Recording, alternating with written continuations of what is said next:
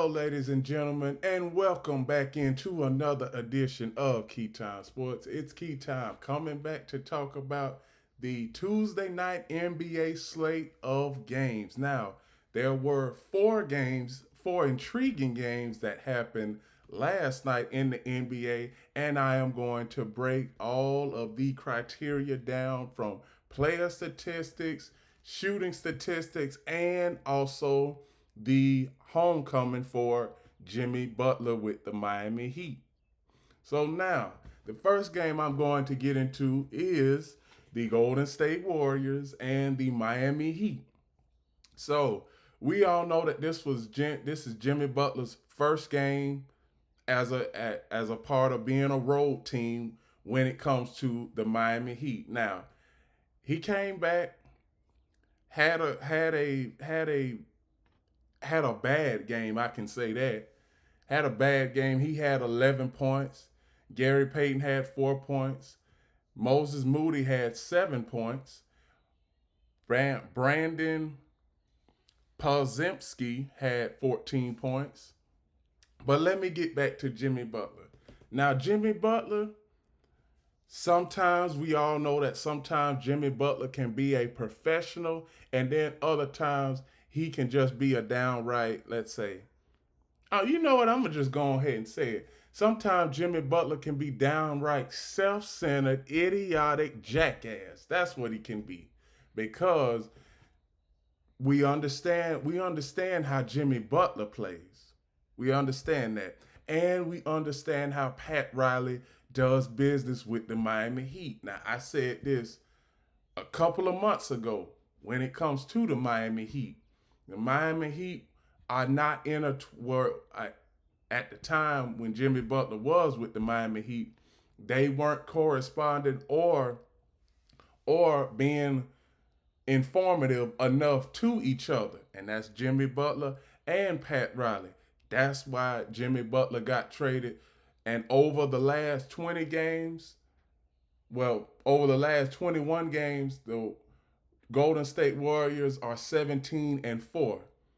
Was Jimmy Butler the problem with the Miami Heat? Was Pat Riley the problem for Jimmy Butler with the Miami Heat? And let me tell you all, when Jimmy Butler first came to the Miami Heat, I said to myself that eventually he is going to wear out his welcome, and he did just that. That is why he got traded early last month to the Golden State Warriors. That's the reason why. So the bench production for the Golden State Warriors, Jonathan Kuminga had 15 points. Kevon Looney, 3 points. Kevin Knox II, 0 points. Trace Jackson Davis, 4 points. Guy Santos, 13 points. Quentin Post, 3 points. Buddy Hield, 10 points. Pat Spencer, 0 points. Pat Spencer, 0 points. Now for the Miami Heat. The Miami Heat in this situation,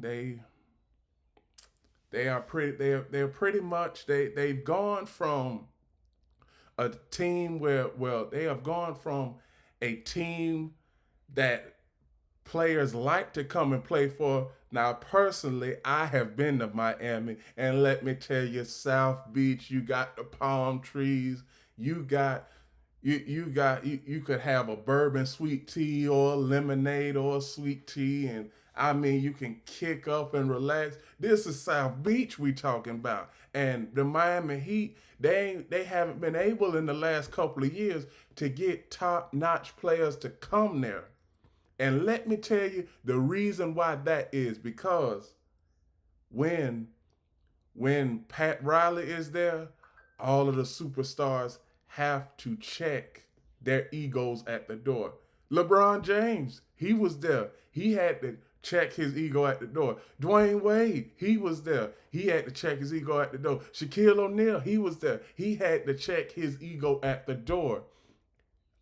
Like I said, Miami, you have all of the accessories when it comes to living in Miami. But as far as NBA wise and basketball wise, the owner, Mickey Arison, he doesn't have the final say. He has the final say so, but a lot of times before Mickey Arison says what he has to say, Pat Riley, he's pretty much buried the hatchet when it comes to players trying to do things their own way when it comes to playing for the Miami Heat. And over the past 10, 11 years, they've only made it to the playoffs 4 times, one NBA Finals appearance, and this is after you had LeBron James, Dwayne Wade, and Chris Bosh making it to the finals with them year after year after year. And we already know what pretty much led LeBron to leave Miami and go back to Cleveland. So, over the last month and a half, it has just been downright awful for the Miami Heat, and it's not going to get much better. I mean, it's really not. It's not going to get any better for the Miami Heat. Miami Heat starters last night: Andrew Wiggins, 10 points. Bam Adebayo, 27 points. Khalil Ware, 14 points. Tyler Hero, 20 points. Alec Burke, 17 points. Haywood Highsmith, 0 points. Kyle Anderson, 7 points. Davion Mitchell, 12 points. Jamian Waquez Jr., 0 points. Paler Lasson, 5 points. Now, Miami Heat, like I said earlier, the Miami Heat, this is the same type of trajectory the Miami Heat were in come 2007, 2008, 2009. They were just an average team. What the Miami Heat do not have in this case, well, what's different with the Miami Heat back in 2008, they always had Dwayne Wade. They always had Dwayne Wade. This Miami Heat team, they don't have a cornerstone franchise player. Now, like I've always said, every player, every team in every league has to have a cornerstone player in order for players to come to that city and want to play for that team. The Miami Heat, they don't have a person that can lead a team right now. When you look at the roster, and like I said, as far as the list, I've given you all the list countless times over the past month and a half. You're not going to get very far with the Miami Heat. And currently right now, the Miami Heat are at the 10th spot right now. I mean, best case scenario, they get to the play-in tournament. And if they win a play-in tournament game, that would be great. But more than likely, they'll probably lose a play-in tournament game because the Miami Heat, they are just a team with a bunch of scraps right now. A bunch of NBA scraps that no other team wants right now. That's what it is. That's what happened when Miami traded away Jimmy Butler. They let tenacity, intensity, and a dog walk out the door when it comes to Jimmy Butler. Like I said, you can't have two alpha dogs now. We already know Pat Riley, he's been the alpha dog for the last 25 years for the Miami Heat. And then you have Jimmy Butler as an alpha dog. That combination isn't going to work. Somebody is going to have to go, and Jimmy Butler went to the Golden State Warriors. So, as far as statistics concerned, three-point shots made, Miami Heat was +8. Free throws, Miami Heat had the edge in free throw percentage. The Warriors made more free throws. Offensive rebounds, +6 for the Golden State Warriors. Defensive rebounds, +10 for the Miami Heat. Assists, +6 for the Miami Heat. Steals, they were the same in steals. Blocks, +4 for the Miami Heat. Total turnovers, Miami Heat had 18 turnovers. and the Golden State Warriors had 16. So let me tell you all, like I've always said that I've always said this: turnovers will lose you the game, but one thing I can say in this case, they had the same amount of turnovers. What lost the Warriors the game last night was 3-point shooting and defending. They did not shoot the three ball well, and they did not play defense well.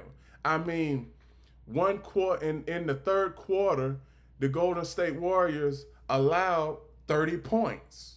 They allowed 30 points. And like I've always said, we know that the Golden State Warriors are number six in the Western Conference. We don't expect them to rise much higher than that because you have the Lakers currently fifth, then you have Memphis, Denver, Houston Rockets, and the OKC Thunder. But one thing I can say is that how one thing I can say, the second best team in the Western Conference has to be the Los Angeles Lakers because the Rockets, they are young. They one of the youngest teams in the NBA. The Denver Nuggets, they have bench production problems galore.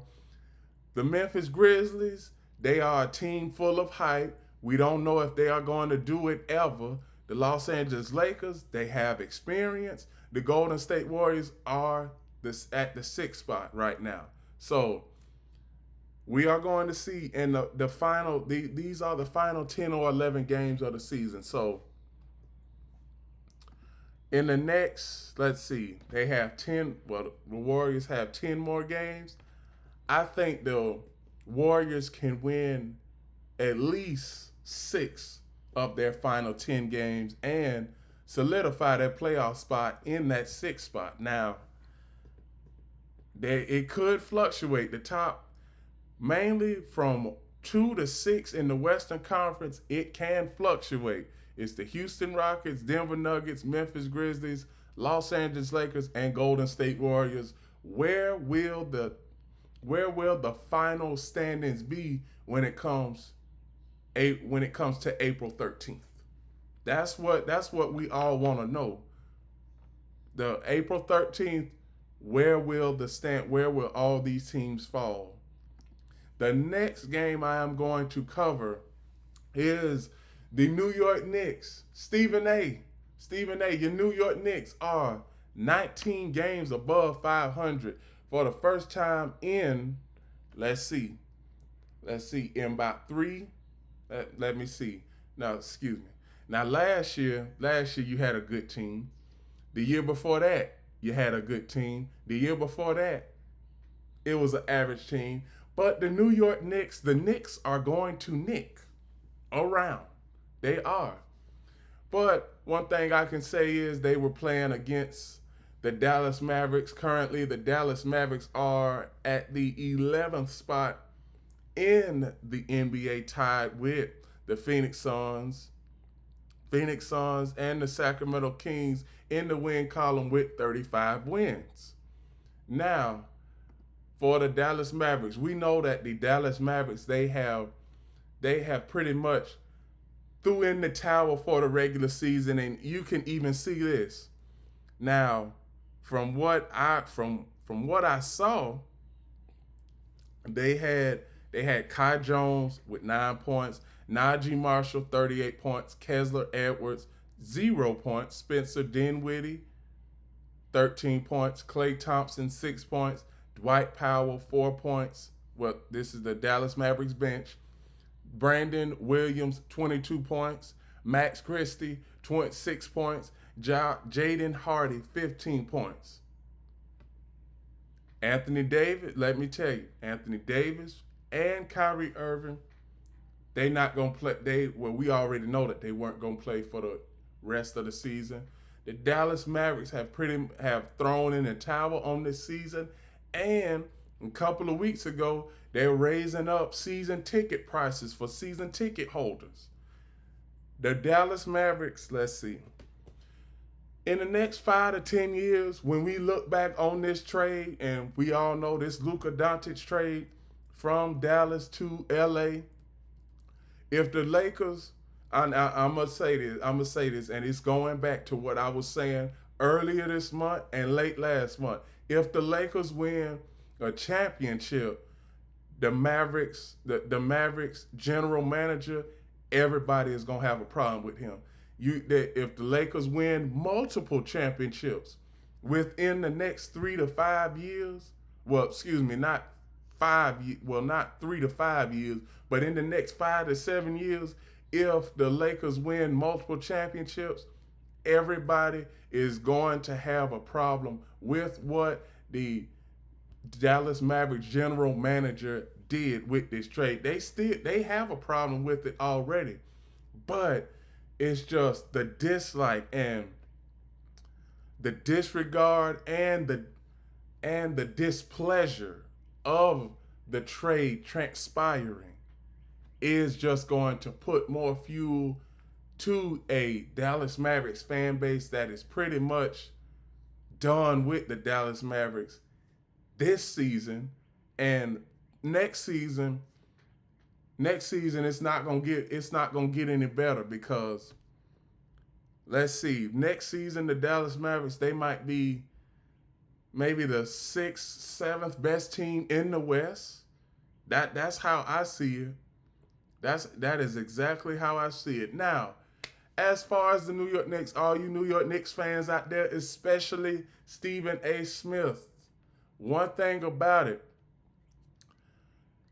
the New York Knicks, when it comes to their starters, we all know that Tom Thibodeau, he doesn't value his starters.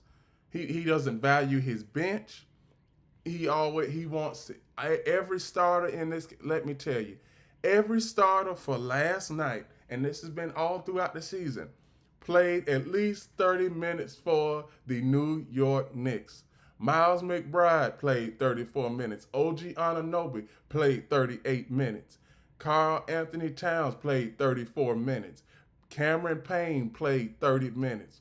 Josh Hart played 33 minutes. Now, I've been saying this all throughout the tenure of Tom Thibodeau. Every stop that he has went to, he has valued the starters over the bench.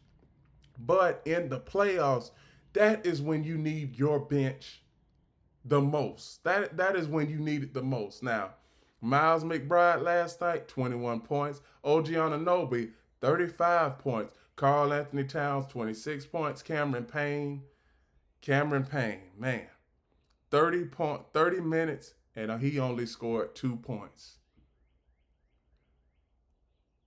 That's not a good stat line. That is not a good stat line. Josh Hart. Now, Josh Hart, everybody keeps wondering what is Josh Hart's role. Josh Hart is strictly out there for defense. Now, if he gives you 15 to 20 on a nightly basis come playoff time, that in and of itself is great. But he is not going to do that every night. He is strictly out there for defense. And the New York Knicks, bench production. Precious Achiuwa, 11 points. Kevin McCullough Jr., 2 points. Anton Watson, 2 points. Delon Wright, 0 points. Landry Shamet, 11 points. Tyler Kolek, 2 points. Malcolm Didet, 0 points. The New York Knicks, in this case, they are currently as constructed right now, they are at the third spot in the Eastern Conference, with the Indiana Pacers fastly approaching them. Indiana is only 3 games back of the third spot. The Milwaukee Bucks are only 5 games back of the third spot. So, a battle for the second. This is a battle for the third spot between 3 teams now, between the New York Knicks, Indiana Pacers, and the Milwaukee Bucks. So let's see what let's see what the New York Knicks can do. Can they hold on to that third spot? Now, now the statistics for this game last night, pretty much they were pretty much the same. It wasn't an overwhelming favorite with these statistics. Field goal percentage slightly went in the New York Knicks' favor. 3-point makes went slightly in the New York Knicks' favor. Free throws, Mavericks made more free throws than the New York Knicks. Rebounds, the New York Knicks had more rebounds than the Dallas Mavericks. Offensive rebounds, they were tied with 5. Defensive rebounds, +3 for the New York Knicks. Assists, +21 for the New York Knicks. Steals, tied at 9. Blocks, +1 for the New York Knicks. Turnovers. Turnovers in this case. Turnovers. I keep on emphasizing to all of these playoff teams and teams that are trying to fight for a play-in tournament spot. You cannot turn the ball over 15 times. For the New York Knicks, you cannot turn the ball over. You cannot turn the ball over 15 times if you are the New York Knicks. Dallas Mavericks, we already know that you are going to be out. We already know that you are out of the playoff conversation. The New York Knicks, you cannot turn the ball over 15 times and expect to win a playoff series. That will get you beat. Now, you were fortunate to play against an undermanned Mavericks team last night and still win by 15 plus. But you are not going to be able to do that on a nightly basis when you play a 7-game series against somebody like Detroit, Atlanta, Orlando, or Miami of some sort. Who knows? Miami could possibly come back and win 5, 6, 7 games, and then make a play-in tournament appearance. But as of right now, the New York Knicks are in the third spot, but a lot can change in the next week and a half. So be on the lookout because these standings are going to fluctuate. The next game I'm going to cover is the Oklahoma City Thunder and the Sacramento Kings. Both of these teams are playing for, well, the Thunder, they've already clinched a playoff spot. And the Sacramento Kings are tied with the Phoenix Suns for the 9th spot in the West. So, last night's game for the Oklahoma City Thunder, it was pretty much, balanced across the board with the exception of a few players. Last night, Thunder, Chet Holmgren, 18 points. Kenrich Williams, 11 points. Isaiah Hartenstein, 4 points. Shai Gilgeous-Alexander, 32 points. SGA, he is always playing great. Luguez Dort, 13 points. The starters for the OKC Thunder, they have been doing pretty well all throughout the season, but they did the same thing last season. That's why I say, when it comes to the OKC Thunder, I got to see what they looking like in the playoffs. I do, because when it comes to the Western Conference, we all know what we can see from the OKC Thunder in the regular season. But what can we see from the OKC Thunder in the playoffs? They have failed to produce in the playoffs, and let me tell you, outside of OKC, who can really win the West outright? Who can really win the West outright outside of OKC? I don't see Houston getting there because Houston, they are a young bunch. Denver, bench problems. That's going to hurt them. Memphis, all about hype. They ain't going to get there. The Lakers, maybe. And that's a maybe. Golden State, another maybe. So outside of OKC, I can only see two teams, and that's the Lakers and the Warriors representing the Western Conference. That's the only thing I can see. Now, I know that is probably a hot take, and I'm all for it. But if I had to put money on what team, on what other teams could represent the Western Conference outside of OKC, with the Los Angeles Lakers, if they play great defense during the playoffs, Los Angeles Lakers could be there. And with the Golden State Warriors, if they are fortunate enough to have good matchups in the playoffs, they could easily be there too. So back to the game at hand. The Thunder, the Thunder bench production, Adam Flagler, 0 points. Jalen Williams, 9 points. Dylan Jones, 5 points. Brandon Carlson, 0 points. Alex Caruso, 15 points. Isaiah Joe, 14 points. Cason Wallace, he did not play. He had a left knee contusion. And for the Sacramento Kings, they are one of the teams throughout this season that most people, they put so much stock into them. And when we come to the end of the season, they are pretty much, their season is hanging by a thread. They have 11 games left. If they lose, I'm going to say for the Sacramento Kings, if they lose 3 of their next 11 games, they are out of the playoffs. They are. They are. And when you see the type of vitriol that the Sacramento Kings have endured, firing Mike Brown just 28 games, 37 games into the season, and then you hire the assistant coach, and he's got an average record too since being promoted. Well, not promoted, but since taking over the head coaching role since Mike Brown got fired. Now, with the Sacramento Kings starters, Domantas Sabonis, 8 points. DeMar DeRozan, 10 points. Keegan Murray, 28 points. Zach LaVine, 19 points. Keon Ellis, 12 points. Terry Taylor, 0 points. Jake LaRivia, 11 points.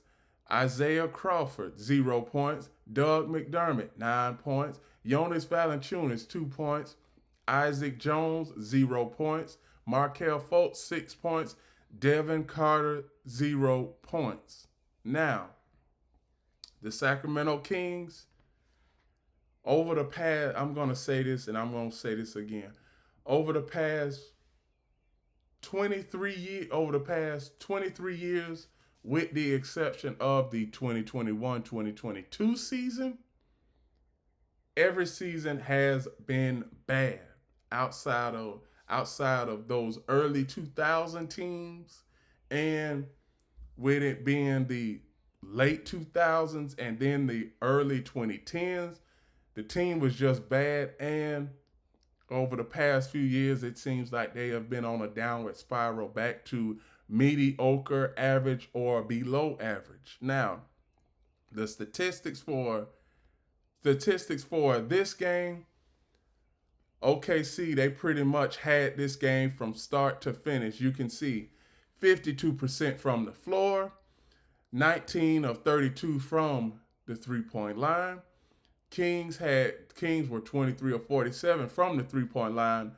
The Kings shot more threes, but the Thunder had better efficiency. Free throws, 16 of 20 for the Thunder from the free throw line. 8 of 12 from the free throw line when it comes to the Sacramento Kings. The offensive rebounds, +1 for the OKC Thunder. Defensive rebounds, +15 for the OKC Thunder, and that is where they won this game at, because of defensive rebounding. Assists, +2 for Sacramento. Steals, +3 for Sacramento. Blocks, +1 for Sacramento. Total turnovers, +6 for the Thunder. You do not want to be leading in a category like that. 17 turnovers to 11, that is way too many turnovers for the OKC Thunder. That is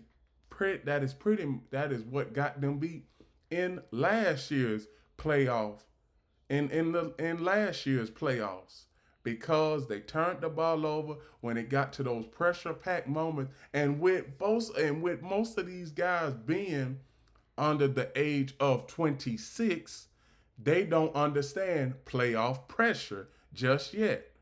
So, as far as points off of turnovers, pretty much it was the same, 14 points each. Fast break points +9 for the Thunder, for and points in the paint, 20 plus 22 for the OKC Thunder. Fouls, OKC Thunder had more fouls than the Sacramento Kings. Largest lead was 25 for the Thunder. Largest lead for the Kings was 3. So now, Thunder will make it. Well, Thunder are already making it to the playoffs. The Sacramento Kings, still don't know about them just yet. And the final game I am going to cover is the Atlanta Hawks and the Houston Rockets. Both of these teams, they still are striving for a playoff spot. They are. They still are striving for a playoff spot. The Houston Rockets, currently second spot in the West. The Atlanta Hawks, currently the 7th spot in the West. If the playoffs started today, both of these teams would be playing for, well, the Atlanta Hawks would be playing for a spot to make it to the playoffs, because they are in the play-in tournament bracket. So now, when we look at last night's game, we see where the Atlanta Hawks, OG Anaku, he had 14 points. Zakari Rasher had 18 points. Mahamu Gui, 4 points. Trae Young, 19 points. Dyson Daniels, 19 points. Hawks bench production: Dominic Barlow, 2 points. George Nangi, 12 points. Caris LeVert, 5 points. Terrence Mann, 16 points. Garrison Matthews, 0 points. Vic Recchi, 5 points. So the Atlanta Hawks not gonna get very far with this lineup as far as starters or bench concerned. But like I said, nobody projected the Atlanta Hawks to be on this high pedestal and to be a championship contender. Now, for the Houston Rockets, what did we expect from the Houston Rockets coming into this season? I mean, we didn't expect a second spot in the West. We didn't. We didn't expect a second spot in the West. And let me tell you all, the Houston Rockets are the second youngest team in the NBA. Their average age for the Houston Rockets is 24. I'm going to say that again. The average age for the Houston Rockets is 24 years old. So these guys, the Houston Rockets, are a force to be reckoned with right now. Right now. Not 3-4 years down the road. Right now, the Houston Rockets are a force to be reckoned with. The starters for the Houston Rockets: Terry Eason, 10 points. Dylan Brooks, 10 points. Alfred Sengun, 18 points. Fred VanVleet, 21 points. Jalen Green, 32 points. Then you had bench production. That bench production did pretty good, although it was just 3 players. Jabari Smith, 17 points. Steven Adams, 7 points. Aaron Holiday, 6 points. Now, when we look at the statistics for both teams as a whole, we see where the Houston Rockets, it was a tight game, and I do mean it was a tight game later on in the game. Now, the Rockets led this game as many as 25 and won by 7. Now, as far as shooting percentage, The Rockets were 45% from the floor, 11 of 39 from the three-point line. The Hawks were 15 of 49. So, free throws, free throws. Rockets shot more free throws than the Hawks did, 26 of 29. That's a phenomenal free throw percentage. Rebounds, Rockets had more rebounds, +9 in total rebounds. Offensive rebounds, Atlanta +4. Defensive rebounds, Houston +13. Assists, Atlanta +15. Steals, they had the same amount of steals with 8. Blocks, +1 for the Houston Rockets with blocks. Turnovers.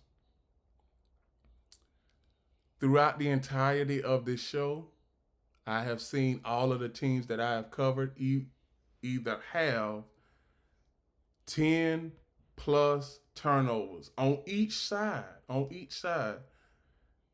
Atlanta Hawks coming down the stretch. The Hawks basically have to win out. They do. They basically will have to win out because they are at the 7th spot, and the Orlando Magic, they are right there on their tails at 35 and 38, 37, and the Atlanta Hawks are 35 and 37. So Hawks are leading the Orlando Magic by half a game. So the Atlanta Hawks, their season is hanging by a thread. They are going to have to win out. If they lose, I hate to say this, but even if they lose 2 games, that might be it for the Atlanta Hawks. It might be. And the Houston Rockets, in this case, Houston Rockets, 2nd spot in the West. They gonna make it to the playoffs no matter what. But one thing that the Houston Rockets, they want, I believe what would be good for them is to have home court advantage because they are a young bunch. And when it comes to a young bunch going to their first playoff, having their first playoff experience, you want your first playoff experience in front of your home crowd and when you have home court. So I can see the Houston Rockets, having home court advantage, maybe not being the second, maybe not being at the 2nd spot, but somewhere or another, the Houston Rockets are going to have home court advantage. And with that, those are my reactions to the Tuesday night slate of games in the NBA. Here are the current standings for both the Eastern Conference and Western Conference in the NBA.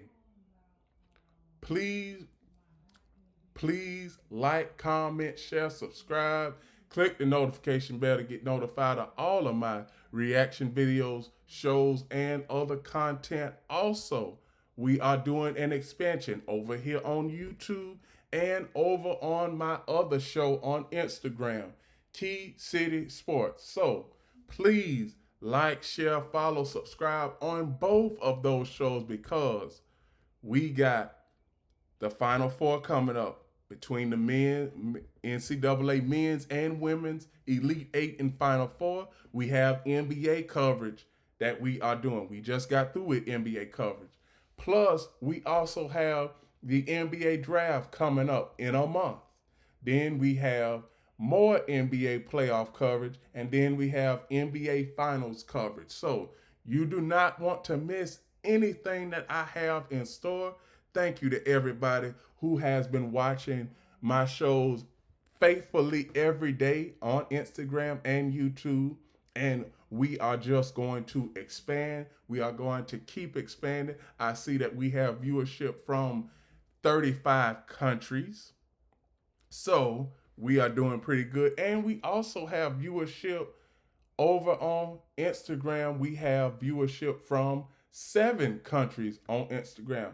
Now, need I remind you, I just started on Instagram from the transition of TikTok because TikTok may may get banned, may still get banned. So we don't know, but from what everybody, my audience, what they need to concern themselves with is Key City Sports is on YouTube. Please like and follow, share.